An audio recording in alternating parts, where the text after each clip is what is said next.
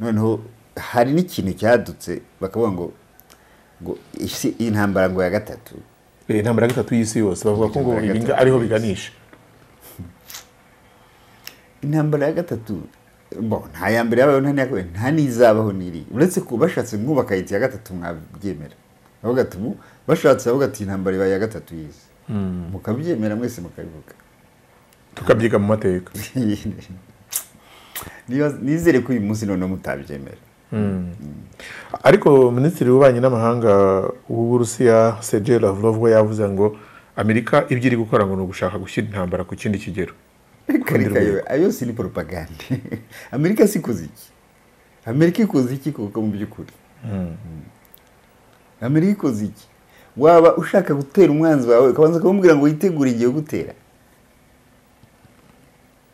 reka ro nkubwira aho ukuntu ye navuganye n'umugeopoliticien Antoine Grazier yo mu France hashize iminsi 3 arambwira ati Amerika yataye Ukraine buri yabaye nka shifu Amerika yataye n'Uburayi ubu objectif za Amerika ni Chine muri trajectoire ya Amerika ni Chine ifite ikibazo cya guerre économique ntabwo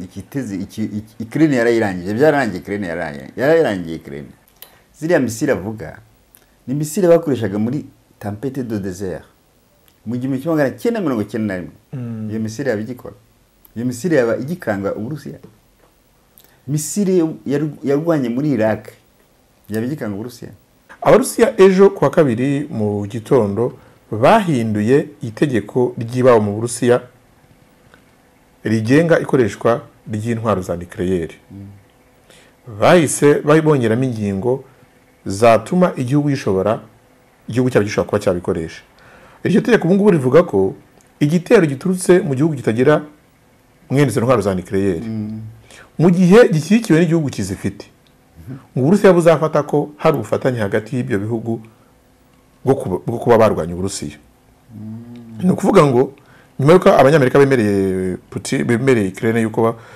izira ntwaro bazazirashisha muri Ukraine baravuze ngo duhinduye amategeko yacu ni muri zasaziye muri stock rwose ziriya iyo ziba misile izo misile bakubwira bavugaga Abarusiya si ziriya hari kuba haje abanyamerika hari kuba haje Abongereza bari gushyiraho tekinoloji ku buryo zari kugira icyo zikora kandi ziraraza kuri 500 kuri 560 km donc ko zari kurasa Moscow ntabwo zirasa hafi ntazo rero ziriya ntazira zihari nta nizo babaha burya Ukraine bagiye bayiha imbunda zishaje gusa nta mbunda nzima bigeze baha Ukraine on a vidé les stocks ikibigwa nuko ntacyo zageze minsi umuntu baguha imbunda nzima bakagutwara 20% y'ubutaka bwawe kandi 20% y'ubutaka bwa Ukraine ntugere ngo ni hatoya nikubwire waba ushaka gushora imari muri YouTube ukinjiza gatubutse waba usanzwe ubikora ariko ukeneye ibanga ryo kugwiza umusaruro dutanga ubujyanama n'ubufasha mu bya tekinike ku bibazo byose bijyanye na YouTube channels tukanigira abantu umushinga w'ibyo bashobora gushyira kuri YouTube zabo zikababyarira umusaruro ufatika ku bindi bisobanuro twandikire cyangwa uduhamagare kuri telefone ubona kuri screen yawe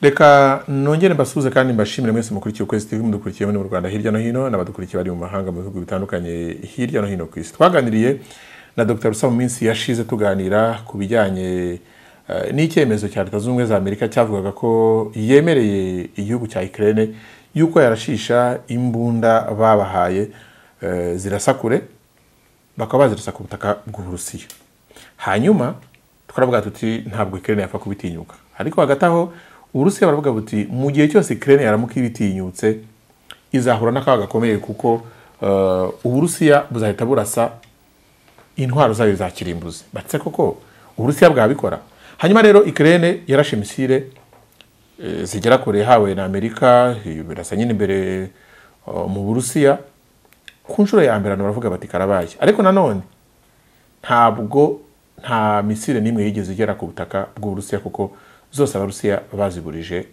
zikiri mu kirere Minisitiri w'ububanyi n'amahanga w'ingabo nako mu Burusiya yavuze ko icyo gitero ngo barashe ku mbibi za Ukraine. Aravuga ngo hari harashwe misile 5 kandi zose nta nimwe yigeze igera ku butaka. Dr. iki cyemezo cya Ukraine ibigiriwemo inama na Amerika kiraza kuzana izihe ngaruka? Biragoye kugira ngo mumenyere bari abantu. Biranagoye gusobanura ibyo bintu kugira ngo mubyumve kuko ntabwo mushaka no kubyumva. Nababwiye ko iriya ntambara by'ukuri yararangiye. Ibi byose bakorana inyuma ya intambara. Reka mbabwira ubundi Biden kubera icyo atavuga atabivuza kiriho. Hari ikintu bakora iyo uri muri icyo bita mort politique. Mort politique, icyo bita mort politique ugomba gusiga heritage politique. Niko Occident ikora. Nka kuriya Nancy yagiye Taiwan. Yara ugomba gusiga heritage. Nk'umuntu tuba tumuvuga kuko ni mort politique niyo yanyuma. Yagomba gusiga heritage. Biden ni mort iri jambo yavuze ni mort politique. Kubera yavugaga ibintu nyiri kugira ngo media zivuge yarazi ko nta sens bifite. Pour commencer, banza kumbwira. Ziriya misile avuga ni misile bakoreshaga muri tempête de désert. Mu 1991 iyo misile yabigikora. Iyo misile yaba igikanga Uburusiya. Misile yarwanye muri Iraq yabigikanga Uburusiya. Oya itekereza misile 91 donc ni misile na mbere muri ziri akombura muri stoke za Amerika bashaka ukuntu bazikuramo. Ntabwo bazijyanye ngo zigiye gutsinda urugamba. Bazishaka ukuntu bazikuramo kuko nizo muri 91. Legalization nucléaire ntabwo zihoraho. Zirasaza zigatera n'ikibazo cyaho bazishyiraho ubwo. Kuko no kuzeturiza ntabwo byoroshye. Kireka igihugu gifite espace nini nk'Uburusiya Korea ifite aka espace gato ariko Korea ifite dukeya ntifite byinshi buriya ntimukazirebe zigenda kuriya kuko igihugu cya mbere gifite amarome menshi ni Uburusiya ufite 6700 icya kabiri na Amerika 5500 ariko muri 5500 maze gukoresha 2500 Uburusiya bumaze gukoresha maze gukoresha 970 muri 6700 hanyuma icya gatatu ni Chine ifite ariko nizo ziri moderne gusumba Amerika n'Uburusiya iza Chine ziri moderne ariko ubundi nka France ifite 220 Israel ifite 90 Ubwongereza bufite 210 Chine plutôt Ubuhinde na Pakistan ziranganya zifite 70 donc izo ziriya misile ni mediatique kwa kugira ngo murangare muone icyo muvuga gusa Biden abagize heritage politique nta kindi. Hanyuma naho muba mutazi strategie z'intambara naho wabutiyezo umusirikare wajya gutera ukadiverisa adversaire. Nenda gusa kugikoza Dr. kuko Amerika yagiye ivuga ngo ntimuzazirashisha. Umunsi igiye kuzirashisha iti none turabibemereye. Kandi igitabo cyuriya mu Shinwa mu generali yitwa nde? Yes.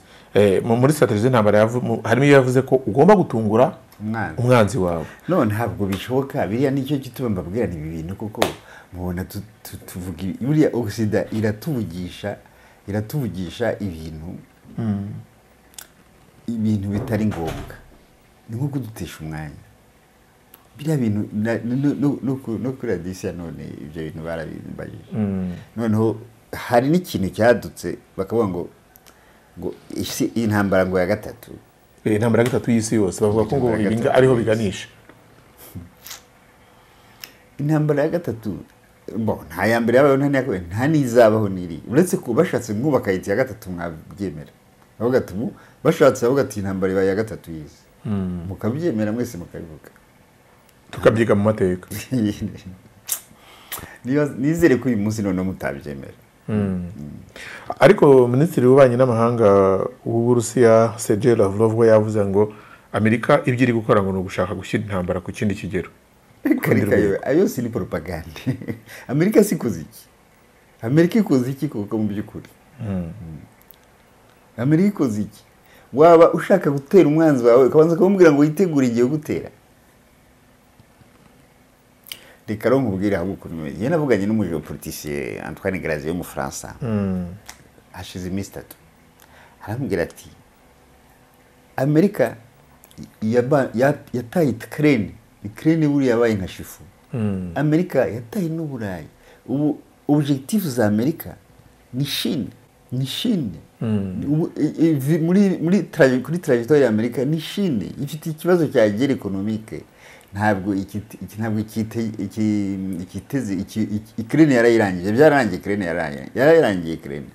Hari ibintu wavuze mu kiganiro twakoranye gushize uvuga ngo ntabwo Ukraine yashobora kurashira ziriya mbunda. Lavrov yavuze ngo baramutse badafashijwe na Amerika ikoreshwa ry'izo misile zikozwe mu buhinga bukomeye ntabwo nkuko Putin yakomeje kubivuga ntabwo bishoboka. Ati rero birashoboka ko izo misile ziri gukoreshwa n'abasirikare b'abanyamerika. Ati ko abasirikare b'abanyamerika bigaragara ko bari hariya ati nicyo kiduhangayikishije kuba batinyutse abasirikare b'Amerika bakajya gukorera ziriya misile muri Ukraine. Ati nicyo kiduhangayikishije cyane ko misile zo ntacyo zangije. Ntabwo ari ziriya. Ntabwo misile bavugaga zigomba gukoreshwa n'abanyamerika. Nakubwiye ko izi misile zingizi barashe ni zimwe zo mu 1991. Ni iziriya misile zindi ntabwo zisaba tekinoloji ihambaye, ntabwo zagira ahantu hatoya, zisaba abatekinisiye babizi. Ni misile moderne ziriya ntibigeze bazibaha. Ziriya nazo bigeze babaha. Kuko reka ikindi nacyo twagombye kureba. Urashaka gutabara igihugu. Intambara imaze imyaka 3. Ubu niho wumva noneho ukeneye ko intambara itangira ugatsinda koko.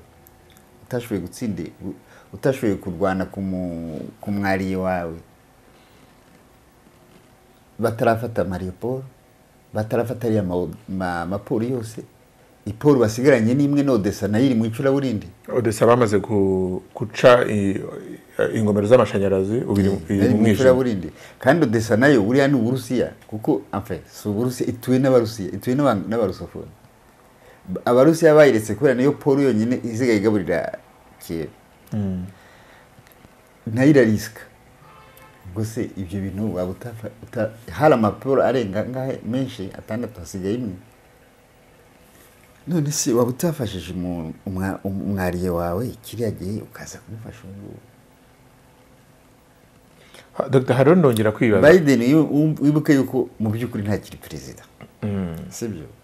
Ibintu atakoze nukuvuga iki igihe atakiri president ubu ntacyo yakora wenyine. Yagomba kuvugana na Trump. Ibyemezo ntacyo yafata wenyine. Kuko biriya byo ko ataraba investi ni formalite. Babanza kwicana na Trump mu biro buriya bakaganira ibyo bagiye gukora. Uko biri kose ufite ijambo ni umuperezida wato. Rero biriya ni kwa kundi bashaka kudutesha umwanya. Biriya bintu nta gaciro bifite. Hari ikintu Abarusiya bakoze ejo nta kibazo n'icyo kigamije.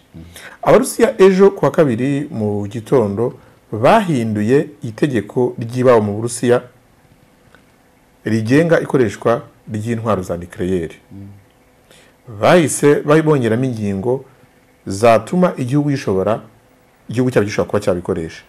Iryo tegeko ubu ngubu rivuga ko igitero giturutse mu gihugu kitagira mwene izo ntwaro za nucleaire mu gihe gishyigikiwe n'igihugu kizifite ngo Uburusiya buzafata ko hari ubufatanye hagati y'ibyo bihugu bwo kuba barwanya Uburusiya. Ni ukuvuga ngo nyuma yuko abanyamerika bemereye Ukraine yuko izira ntwaro bazazirashisha muri Ukraine, baravuze ngo duhinduye amategeko yacu. Harasanzwe tuvuga ko intwaro za kirimbu za nucleaire twazirashisha igihugu kizifite.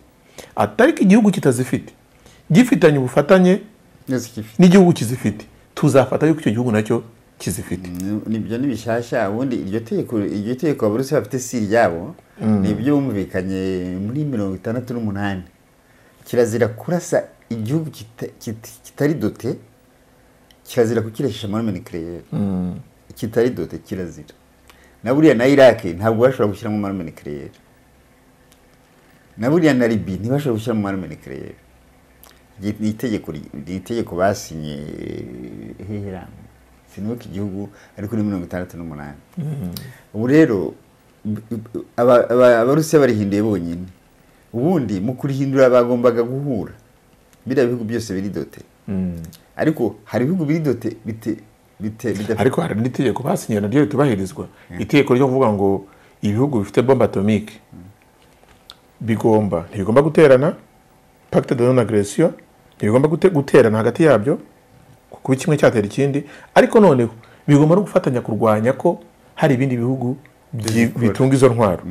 Ariko Putin ashyikira Korea ya ruguru, ashyikira Iran, ariko kwinashyikira guteze none ariko nta nayibuza kubera ko itegeko ryavugaga ko bagomba kubuza ibindi bihugu kuba byakora bombe atomique. Oya kuzikora hari ibihugu bitasinyiriya iriya, ariko Uburusiya buri mu babisinye. Uburusiya oya ibira bihugu bitanu byose byarasinye, na Korea yarasinye, ariko nka Iran ntiyasinye, nk'Ubwongereza Ubwongereza bwasinye, nka Israel ntiyasinye, nka Pakistan ntiyasinye. Bariya bose bashobora kubikora. Iran ntiyasinye, bariya bose bashobora kubikora. Ariko nyine ibyo bihugu byari nakita fondateri w'ayo masezerano byaravuze ngo tugomba gufatanya gukumira ko ibindi bihugu bitari twebwe. Ibyo ndabizi rwose barabikoze, ega uzabibona mu gitabo. None se ubwo nk'iryo ukurikije imyitwarire y'Uburusiya ntibavuga ko iryo tegeko barirenzeho n'ubundi deja kera, kubera ko Abarusiya usanga bashyigikiye Iran, bashyigikiye Korea ya ruguru, ntabwo barwanya Iran. Yo ntuyibare Iran ntuyibare, ntaho yigeze isinya muri no proliferation. Ariko nyine Uburusiya bwasinye bushyigikira Iran kizikora. Oya urabeshye rwose, ntabwo yigeze bushyigikira Iran. Biriya bihugu nta gihugu ntibiba bikenewe kugisa. Iran yari pe icyo bita état de seuil. Nukuvuga ifite technologie, ifite matériel, ifite uranium iri archi, ifite na technologie, ariko nta bombe ifite. Ariko ishobora kwikora mu minota kuko ifite ibyangombwa. Hari Iran yari pays de seuil, na Brésil yari pays de seuil. Nukuvuga rero iki ishobora kwikora utanabizi kuko ifite ibyo yakoresha, ifite uranium archi, ikagira na technologie yo kwikora. Ni ikeneye assistance, ntabwo ikeneye.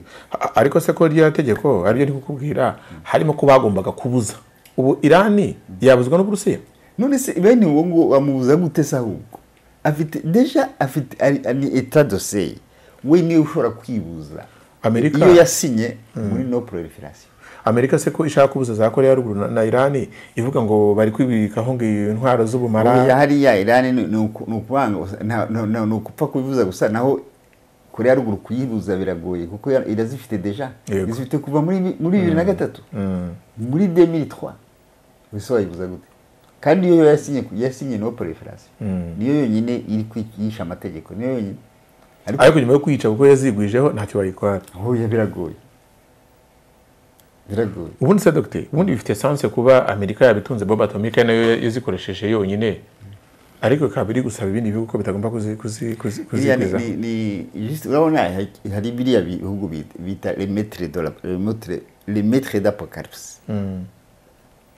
Ni paradoxe. Les maîtres bavuga yuko ziriya mbunda ari z'ubwirinzi, ni do dissuasion. Ariko bakabuza abandi kwirinda. Ariko Dr. inyito bazita iterwa n'izo nuvanga iza Amerika n'iz'ubwirinzi, iza Iran ni kirimbuzi, iza Korea ya ruguru ni kirimbuzi. Inyito biterwa n'icyo Amerika iri kuvuga, kuko yo Amerika iri kuvuga izayo igaragaza nk'aho ari nziza, arizo kwirinda.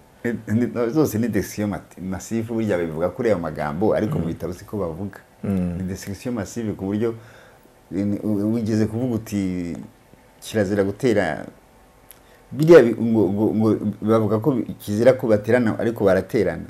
Nta muntu utera igihugu gifite kiri dote, nta numwe. Kuko iyo bateraga kuri aba barayiteye kuko ntibayikunda n'umunsi n'umwe. Iyo bateraga n'Uburusiya barawuteye. Iyo bateraga donc Iran uyu munsi ntibikiriho, kandi bo ntibigeze banayimenya ko yayikoze.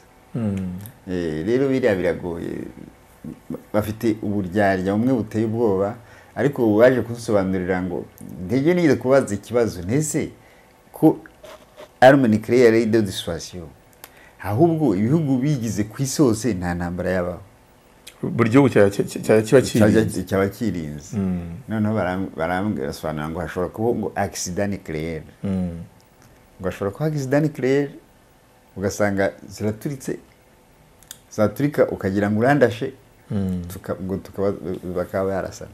Ariko soko nibyo ni blague, sinzi ko ari byo, ariko n'umujeopolitisi abisobanuriye ngo ntabwo ari byiza, ngo hashobora kuba accident nucléaire kuko tekinoloji niba bayinganya biragoye gukontorora, ariko ubundi urebye ni uko gusa uyifitiwe azi ko adaterwa, ariko abandi bagomba guterwa nta kibazo. Kwanga ko abandi bagira ni ukugira ngo ni ya esprit de domination, kugira ngo udomine abandi wumve, ubundi Amerika yumvaga yo agomba kwigira yonyine. Yego.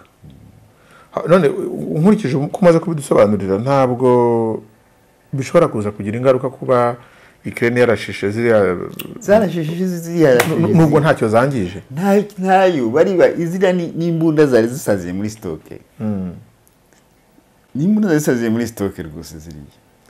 Iyo ziba misile, izo misile bakubwira bavugaga Abarusiya si ziriya, hari kuba haje Abanyamerika, hari kuba haje Abongereza, bari gushyiraho tekinoloji ku buryo zari kugira icyo zikora. Kandi zirarasa kuri 500 kuri 560 km. Donc uko zari kurasa i Moscow ntabwo zirasa hafi. Ntazo rero ziriya ntazira zihari, nta nizo babaha. Burya Ukraine bagiye bayiha imbunda zishaje gusa, nta mbunda nzima bigeze baha Ukraine. Ona videre stock. Ikibigwa nuko ntacyo zageze. Mwese umuntu baguha imbunda nzima bakagutwara 20% y'ubutaka bwawe, kandi 20% y'ubutaka bwa Ukraine ntugere mu hatoya, nikubwire wita 600,000.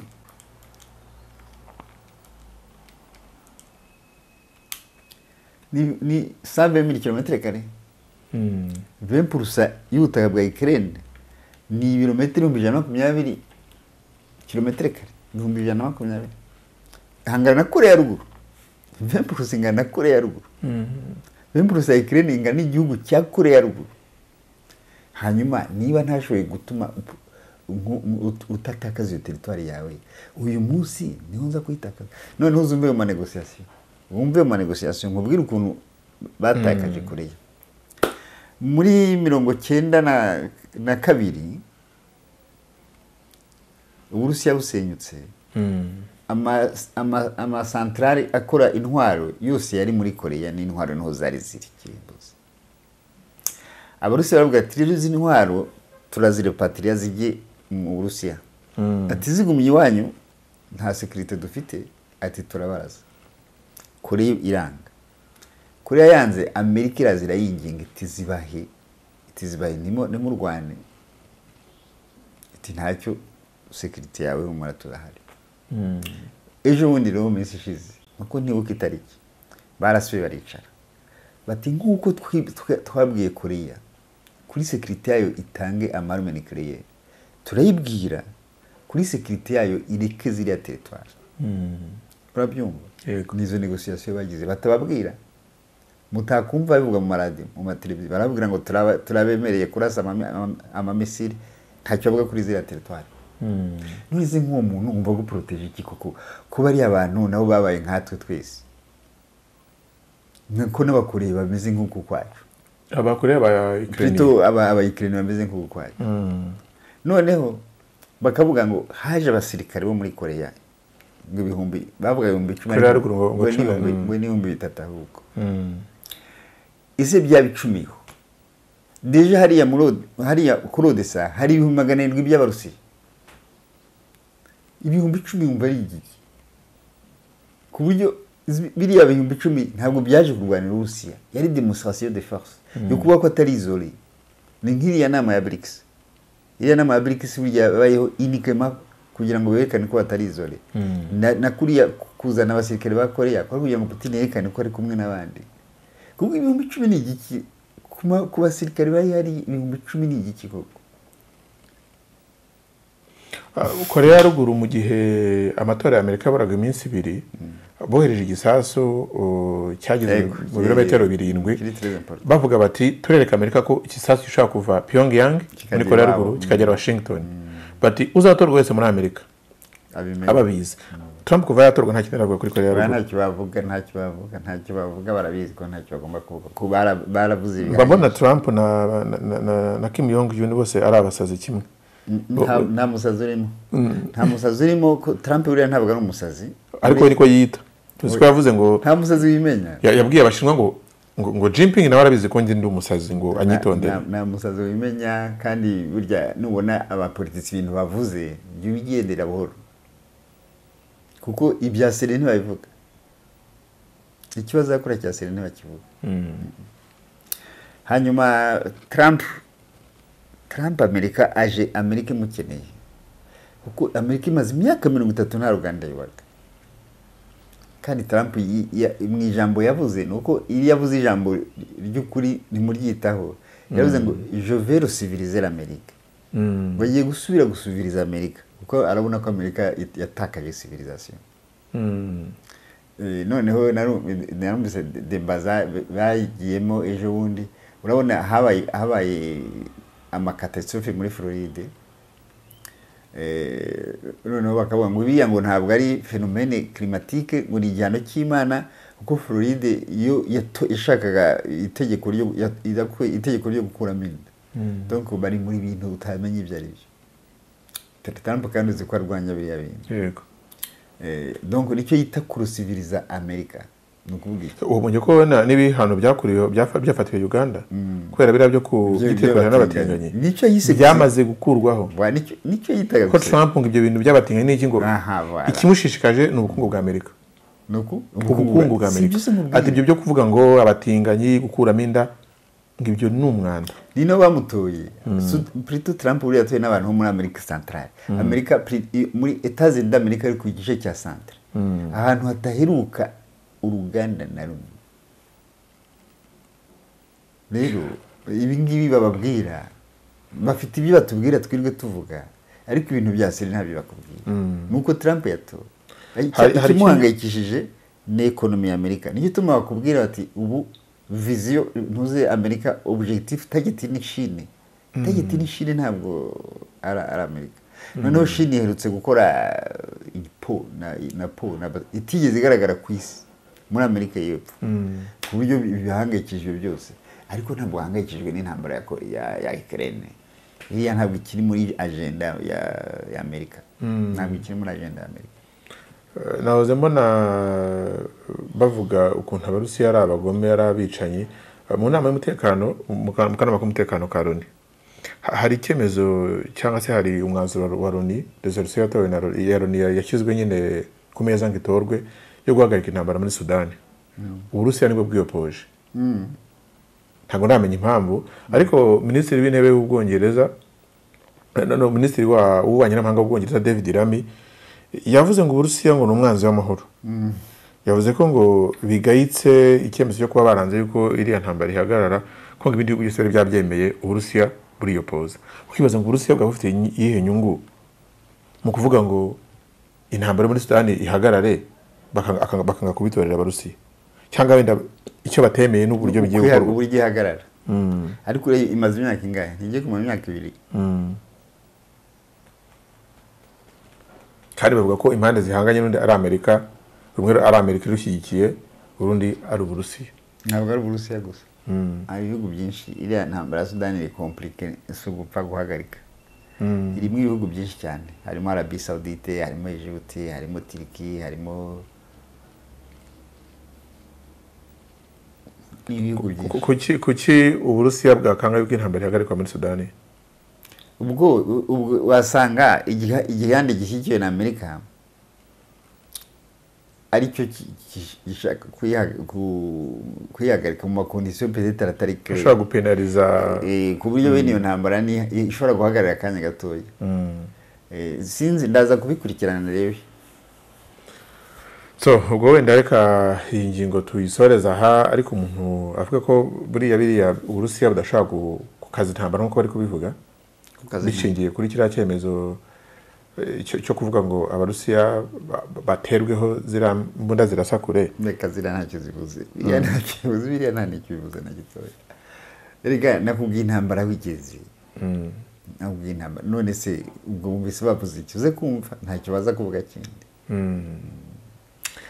so reka baradutesha umwanya gusa bariya abantu reka rero mbashimire mwese abakurikiye ikiganiro namwe muduhe ibitekerezo mu nyunganizi ku ngingo twaganiriyeho reka nshimire by'umwihariko Dr Rusaba agira icyo ku mwanya we ndetse no ku bitekerezo adusangije Dr wakoze merci à vous